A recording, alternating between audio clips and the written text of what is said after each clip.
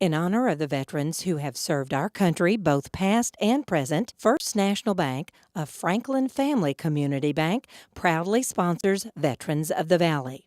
Since 1862, First National has provided local decision-making and accessibility, as well as banking products and services to Brazos Valley citizens.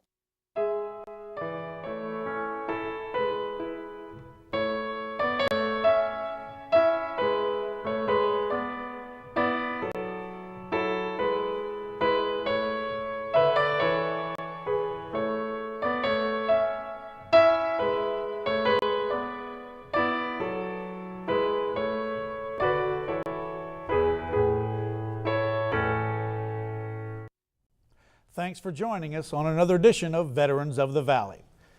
He says he's from Evansville, Indiana originally. He notes he was actually born in Danville, Illinois, because that's where the closest hospital was. He played baseball and football in high school, and he was pretty good at it.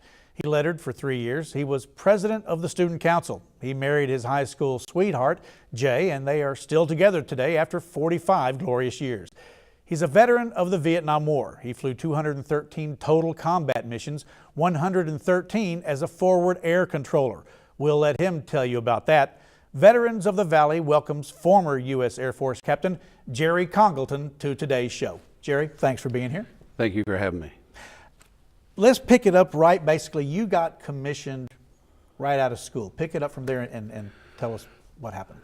I got an industrial engineering degree from University of Evansville in 1967. And the day I graduated, I was commissioned in the Air Force out of ROTC. I was a volunteer. I was married with 2 children. There was no way that I would have been drafted with 2 children. But my grandfather had served in World War I, my father in World War II, and I thought it was my turn. And I believed in the mission for Vietnam and fighting communism. So you just felt it was your turn and your duty to go? Absolutely. Okay.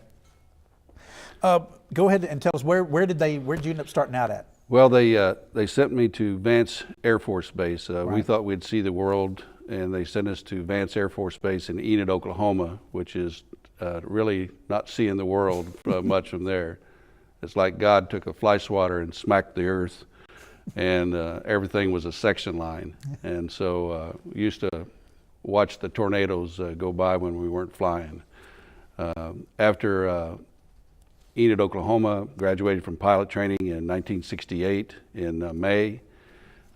We went to, I was selected then for F4s and went to training in Davis-Monthan for radar training. After that, we went to Sea Survival School where they practiced dropping us out of an LST and floating down to the water and sitting in a raft for an hour to give us that experience. All I know for sure is that I didn't want to eject, and if I was going to eject, I would prefer to do that over water as opposed to over land. We went then to Vietnam, or a Vietnam POW training camp, where they would simulate the tactics that the Vietnamese would use on you if you had been captured. That was quite an experience in itself. The basic thing that I learned out of that was that I did not want to be captured. The bottom line is you don't want to be captured. I do not want to be captured. Because the mind games that they could play with you in just 72 hours were unbelievable to me. And I knew that again, was not one of the things that I wanted to do. So before I'd ever check out of an F4, it was going to be absolutely last resort because of the situation. They also offered me at that time an opportunity to go to winter survival. And I didn't think that really made any sense for me to go winter survival. But they gave us an alternative, which was to learn a special code that in case we did get shot down, we could write messages within our messages if the Red Cross was allowed to give any letters to our family. So I elected to do that, and which I don't remember how to do anymore anyway, so it really wouldn't have been much value. Following that, I went to the Philippines and went through jungle survival. I remember as a young person, I'll be 25 years old. they were telling us as we got off the airplane there and gave us a briefing about being at Clark Air Force Base, and these are all the places that you shouldn't go because it would be dangerous, and we were writing them down as fast as we possibly could so that we could go. And we thanked them then for telling us all about these places, because when you're in that mode of going to war and you don't really know what it's all about, you're trying to live life to its fullest. Right. And so you don't want to leave anything out. You pretty much feel indestructible at that point, more or less. Exactly. Or you do feel destructible and you want to make sure you live life before you lose your life, possibly. We went to jungle survival, and in the jungle survival training, that was an interesting process in itself. The Negrito natives, there's 5,000 of them. They're pygmies. They live up in the mountains in the northern Philippines. Still use blowguns, still use bow and arrow. The tallest male would be about the size of my 12-year-old son. They have two things in their organization. They have a king and they have an executioner. So it's an interesting organization for running the 5,000 Negrito natives there. Loincloths, the whole bit. Again, having to camp out in the jungle at night, using your tent and how you could get up off the ground, and that the fact that the jungle comes alive at night and you have snakes and rats and all kinds of animals scurrying along the ground and in the trees, etc. Again, it reinforced to me another reason for not ejecting. That was the biggest thing I learned out of sea survival, POW training camp, jungle survival was I was going to stay with the airplane unless it was the last resort. They were going to make it bad enough for you where you're going to stay with that aircraft and get it back or someplace a lot safer. Exactly. And I think that's part of the training that Right. they want you to have is don't get out of the airplane unless it's an absolute necessity. Right. And from there, I went to getting ready to get on a C-130 and go over to Da Nang, and they pulled me out of my group of fellow pilots and said, we want you to go to Ubon, Thailand. I didn't even know where Ubon, Thailand was, but in the military, when they tell you to do something, you just get on another airplane and you go. And so, And for the viewers, Ubon is what, northeast part of Thailand, upper part of Thailand? it's north central? North central on the Mekong River, not very far from the Mekong River, probably only about 22 miles away. It sits in the middle part of Laos as the eastern border. And so most of the war I did fight was in Laos, which was a neutral country, and nobody knew we were fighting there. But there was a hell of a war that went on in Laos. Right. Because that's where the trucks and the supplies came down from North Vietnam. They were pretty much blocked at the DMZ from North and South Vietnam. So they would go in through Laos and the My Gia Pass and Bang Karai Pass, and then down through hundreds and hundreds of trails into South Vietnam and to Cambodia, and then from Cambodia into South Vietnam. So they would just do kind of a swing in to get back into the Exactly. countries. The Navy had them blocked on the Gulf side, on the Right. ocean side, and so our job was to take them out on the Laotian side. Right. And so got there, went into the 25th Tech Fighter Squadron, and our primary mission there was to drop electronic trees during the daytime. An electronic tree was just a camouflage, like a rocket that you would drop off your airplane and it would go down and stick in the ground and bury itself except for the antenna next to a known trail. How big was this thing? Like a yardstick or? Yes, about a yardstick. Okay. That's a good guess. And the thing would stick in the ground, and there were also booby traps. So if they did want to go mess with it, it probably wasn't a good idea on their part. But we'd put that like 100 meters or less off of the trail. And then at night, at Nakhon Phanom, NKP, they had a big theater set up with all the trails of through Laos coming out of Magia Pass and Bankarai Pass, and they'd have them up there, and if a trail was active because of the sensor of either heat or vibration of the truck going next to the road or voices or whatever, it would let you know that that trail was active. You were dropping these weapons off of a Loran system that was plus or minus, I think it was 65 feet, so it was really very accurate. And so you would then offset back onto the trail, and you would go back at night, low level, and drop your weapons along the trail, hoping to hit a truck so that you get something lit up, so then they could come in with flares and take it out in a big time way. So the whole war over there from the 25th Squadron standpoint and from our standpoint was fighting with one hand tied behind your back. Right. And it was very frustrating from that standpoint because there would be 300 trucks lined up on the North Vietnamese side of the border waiting to come across at night. We couldn't touch them during the daytime. When they come across the border at night, then we could have at them.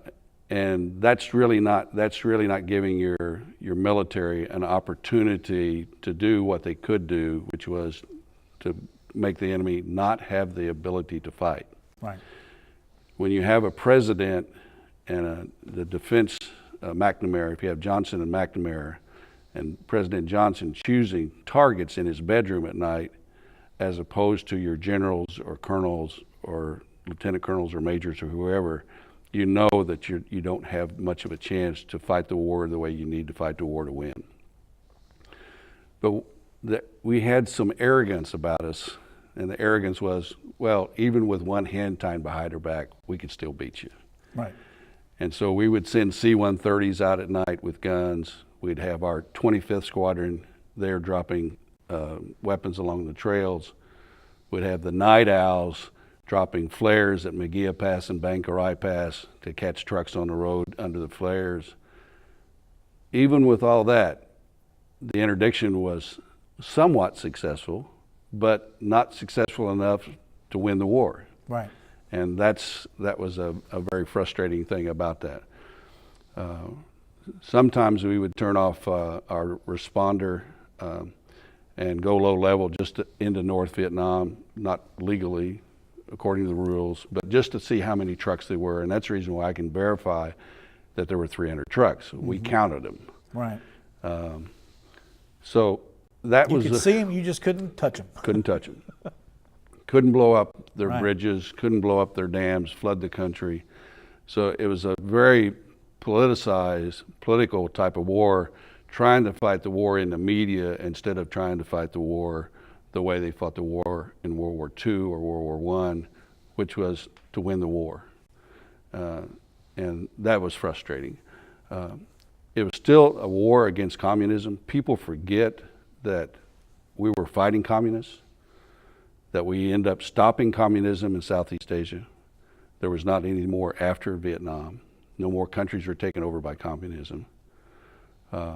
We lost 58,000 soldiers. They lost 2 million people. They lost 20% of their population. So that, to me, is, yet we're the losers. Right. In my view, we did not lose. We stopped communism, and that's what we were supposed to do. And that's the reason I was there. People forget that we had a Cuban Missile Crisis in the early 60s, that we stopped communism from coming to Cuba from the standpoint of having missiles there only 90 miles from our shore. We stopped Che Guevara in Africa. We stopped Che Guevara in South America. So to me, it was all about fighting communism. And also the North Vietnamese and the Viet Cong are terrorists, in my view. They were the worst terrorists, much worse than what you see today in Iraq and Afghanistan and Al-Qaeda. There was no doubt in my mind who the enemy was and that they were the worst. Much like the Khmer Rouge in Cambodia. Absolutely. What they did to their people is unbelievable, and it gets no press whatsoever. And that was frustrating. You spoke. You flew the F-4s. Was that the D or E model? I flew the C's, D's, and E's, Oh, all of but them. in Vietnam it was primarily D's. The D model? Okay. And the D had the external gun and had rocket pods or weapons. It could carry 2,200, 500-pound bombs. It could carry missiles. So it had a multiple role. It had the bombing role, it had air-to-air role, and it had air-to-ground role. It was pretty much the workhorse of, It of was, the war at that and time. it was the best plane that we had at that particular time. 58,000 pounds. It was a huge plane, lots of power, put out a lot of black smoke, made a lot of noise, but it was the best we had, and it served us well. We've got some pictures. Let's go to those, and you can maybe tell us a little bit about the F-4. Yes. Because I think we've got a few shots of you standing with, I guess that would be your bird that you're with. Actually, this is the T-38 from pilot training. This is the last jet I flew in pilot training. They still use those today, don't they? You still use them today. And my grandkids are amazed that they still have an airplane that they're using today that I flew those years ago. They expect to be a prop plane or something with two wings. Exactly, yeah. And they're actually amazed that we actually had colored pictures, colored photos in those days. That's a picture of me standing in my hut at the VOQ or BOQ for our officers' quarters. Picture of elephants in the background that had a lot of kind of tapestry in Thailand. And you can see from that picture, I'm a slim young man as compared to today. It reminds me of a story that my wife did with me, and I got all excited about Iraq and Afghanistan, and I thought that I could still do it, and I started driving faster and taking corners faster, and my wife told me, I told her this rush I was getting, and my wife has a way of humbling me and bringing me back to earth, and she said, why don't you go in the closet and put your flight suit on if you can still get it on, which I couldn't, and run around the backyard and I'll shoot at you with a pistol. So it kind of let me know that my day had come and gone, and so that's the way that turned out. Okay. What's this picture of? That's a picture of me standing next to the F-4, and the big intake behind. That's the ladder that you climb up into the F-4. That's with all my gear on, my survival kit, my weapon, 38, your emergency radios. You usually had 2 of those. You usually had some water bottles. Your survival knives and the ability to take care of yourself if you do get on the ground. Right.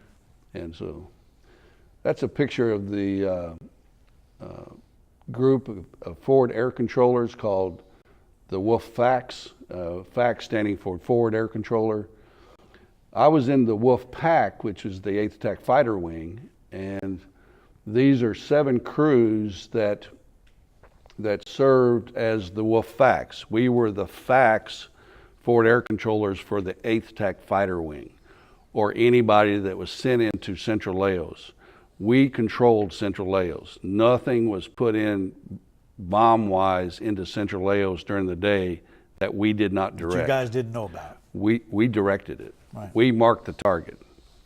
Our airplane, as you can see there, it has missiles on it. It has the center-mounted gun, and it has a rocket pod, and the rocket pod was there to shoot individual rockets with a white smoke, because they make a white smoke. And you would shoot that at the target. That would mark the target for the 4 airplanes that were above you at 10, 12,000 feet. Once they see the target, then they would roll in. We would stay around 1,200, 1,500 feet to 2,500 feet so as not to get into gunfire from AK-47s above that, but below what 23 millimeter and 37 millimeter guns could do. That was kind of our safe zone. That was our hopefully safe zone. Okay. As safe as it could get. Exactly. And we would stay in that area around the target and all through Central Laos. And you memorized Central Laos like the back of your hand. I'm at the Peanut Karst. I'm at the Alligator Head. Everything had a name. If you could see a piece of ground, you knew where you were, and you know that when you went down, you could turn left or right and not hit a karst. you became so familiar with it because you spent 3.5 hours a day on your mission. That 7 crews flew 3 to 4 missions a day. One would be off administratively or a rest and recuperation or whatever. So my missions in the 25th Squadron that ranged from 40 minutes to an hour and 20 minutes. My missions with a forward air controller were 3.5 hours with 4 or 5 refuelings because we're burning up a lot of fuel when we're down low to the ground, have it at 500 knots, moving back and forth, jinking the airplane. So you burn up a lot of fuel, and that's that 3 to 6 Gs. And like if my trunk weighs 100 pounds, 6 Gs means that when I was pulled 6 Gs, my trunk weighed 600 pounds. That's the reason my back got into That's a heavy load. That's a heavy load. More than my back wanted. Right. This is a picture of the Champagne flight, my last mission, 213 combat missions.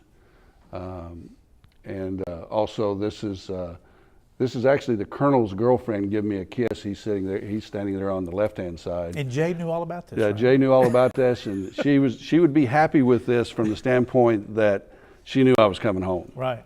And so in 10.5 months, I flew this 213 missions, 113 of those as a forward air controller. I got over 500 hours of combat time. Tell us what each of these medals are.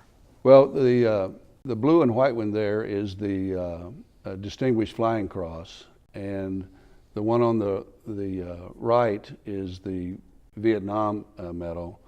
And That's the one with the yellow with the three red stripes.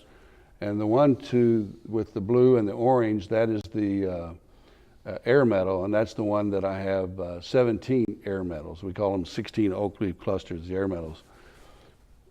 Mostly people would get an Air Medal for flying 25 missions, but we were getting them for every 7 missions because of the length of our mission and the high visibility of We lost an airplane out of those 7 crews. We lost an airplane every month.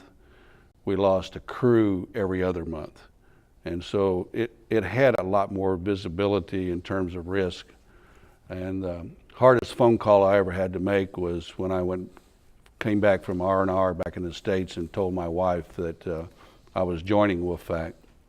After I told her how crazy they were in the mission and that I would never do that, the day I got back, they asked me to join, and I couldn't refuse.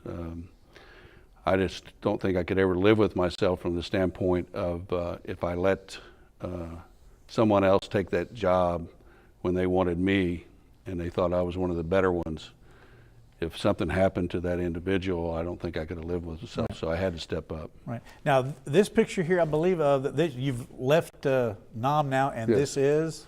This is in our squadron in Bitburg, Germany. I was in Germany for 3.5 years. I'm an aircraft commander. That is Mike Smith, a fellow fighter pilot. He served 2 tours in Vietnam, one in the Goonie Bird, and then the other as a F4 pilot. And we're going to Cambrai, France for the NATO Tiger meet. All the squadrons, all the Tiger squadrons in NATO for the fighter squadrons get together once a year. This is a meet in Cambrai, France, where Mike and I were representing the United States. This is a lady. Is that the plane right there that you flew? Yes, that's the F4. And you can see it's a pretty big airplane and quite a workhorse, as you said. So the NATO Tigers get together, and it is a happening. All the fighter pilots trying to outdo the other fighter pilots, trying to outfly them and outdrink them and whatever. And so it's a wild session. They hold their own little Top Gun. more or less. Exactly. Yeah. And we've got to talk about this picture. This is my wife when we were on rest and recuperation in Hawaii. You can tell she was my little blonde hippie at that time. And 45 years we've been together with 3 children and 6 grandchildren, the 7th on the way, and two 2 step-grandchildren. And she had me laughing when I met her when she was 15, and she still has me laughing today. That's great. You can't get any better than that. Yes, sir. What was the difference between flying, obviously, combat in Vietnam, and we just have a couple of minutes left, but then you went to Germany. Yes. So it had to be a big, as far as a psychological thing of going from that kind of environment to the flying in Germany for the European area. When I first arrived there, I reported to duty in my camouflage flight suit and my jungle flight boots, and the major personnel officer there told me that I needed to get into a green bag because I might scare the population. It was very difficult for me to be fighting communism in Vietnam and then go to Italy and be trained, and yet there'd be communists was a major party in Italy, and you see the hammer and sickle on banners. And I'm very fortunate I didn't get in trouble making that transition. Little bit of luck, I stayed out of trouble. All right, good. Anything else? We've just got maybe about 1 minute left. I just might want to describe one mission to you from the standpoint that would give you an idea of what we did. We had the 37 millimeter sight. It had 5 positions, brand new picture. Not often did you get a brand new picture because the jungle grew very quickly. We rolled in on it, put our mark in, asked the lead if they had it, no response, no response. And then he asked us, and when we went down, they were shooting above and below the wings with tracers. And I just, during the daytime, that was very unusual that you had them above and below the wings on both sides of the airplane. And so that gave me a pretty good pucker factor. And then second, we went down. He asked us to go down again because the navigator dropped the picture. Anyway, went back down again, same thing, dropped the weapon, 300 yards, all clean and gone.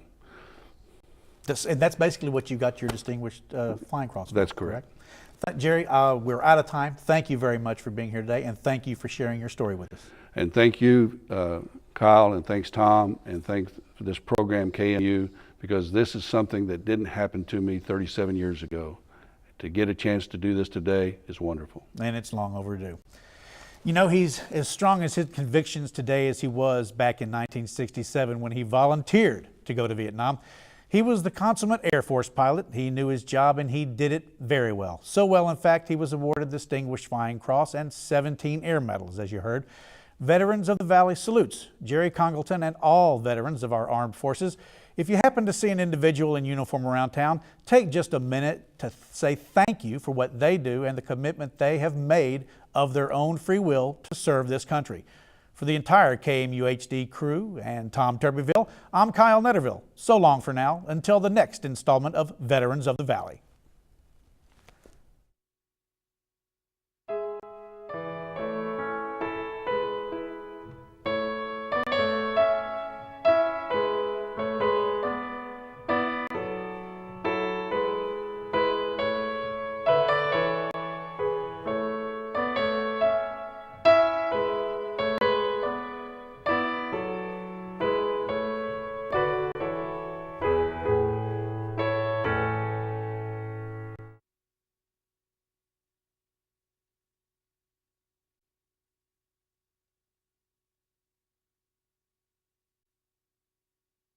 In honor of the veterans who have served our country, both past and present, First National Bank, a Franklin Family Community Bank, proudly sponsors Veterans of the Valley.